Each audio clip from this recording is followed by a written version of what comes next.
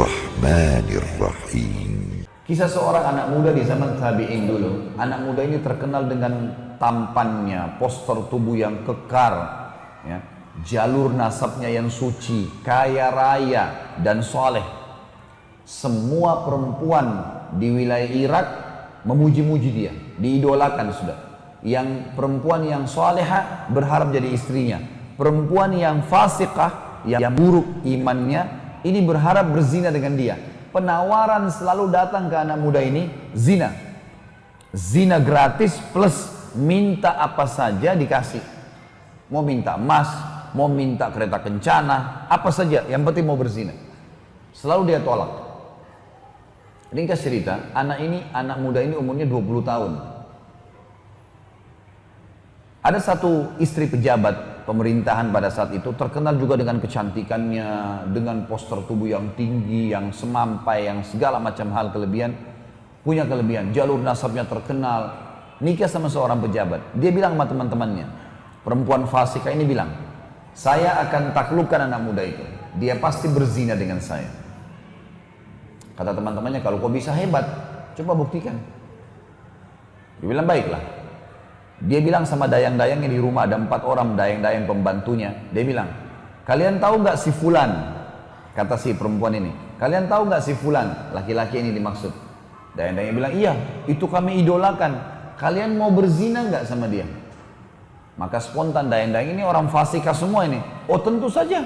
Jangankan berzina, berdampingan aja sudah kami merasa sebuah prestasi, apalagi berzina. Kata majikannya, saya akan berzina dengan dia. Dan kalau saya berhasil, saya akan berikan kalian kesempatan berzina dengan dia. Tapi kalian harus dukung saya. Baik, apa yang kami harus lakukan? Kebetulan rumah anak muda ini, Bapak Ibu sekalian, rumahnya dia dengan masjid, ngelewatin rumahnya si perempuan ini. Jadi 5 waktu sholat kalau ke masjid pasti lewat rumahnya orang ini, rumah pejabat ini. Perempuan fasika ini menunggu, dalam kisah yang dikatakan suaminya sampai safar, tugas negara. Dia tahu kapan safar suaminya, dan zaman dulu teman-teman orang kalau safar itu bisa sampai 3 bulan. Karena memang tidak ada transportasi kayak kita sekarang, nggak ada pesawat, orang naik kuda. Bisa hidup, bisa mati gitu. Safarlah si pejabat ini keluar Irak pada saat itu bertugas negara. Ringkas cerita, si perempuan ini mulai menjalankan tipu syaitannya. Dia bilang sama dayang-dayangnya, suami saya sudah safar semalam, sebentar kalau anak muda ini lewat, waktu itu kebetulan duhur, siang hari.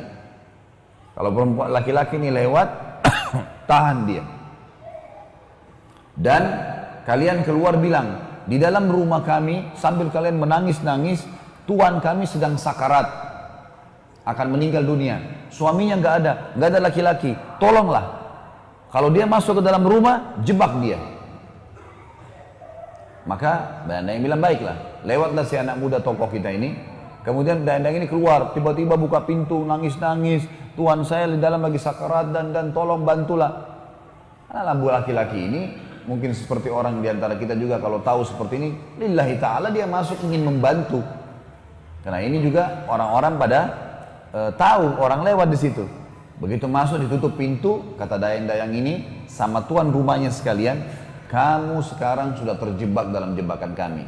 Kamu harus berzina dengan kami. Kalau tidak, kami semua berlima akan teriak ke orang-orang kalau kau datang untuk menzinai kami, kau akan memerkosa kami. Jadi dijebak untuk berbuat zina. Ini bukan orang seperti seseorang di antara kita sengaja mampir ke tempat zina atau ngerayu perempuan. Perempuannya yang minta 5-5-nya. Zina gratis di sini. Plus lagi si tuannya bilang apa? Kalau kau zina dengan saya, maka apa saja yang kau minta saya kasih. Mau minta emas, mau minta kereta kencana, kalau kita sekarang mobil mewah, minta apa saja. Yang penting zina dengan saya. Plus, kapan saja kau butuh zina, datang ke sini. Digodain dengan minyak wanginya, dengan penampilannya, dengan kata-katanya.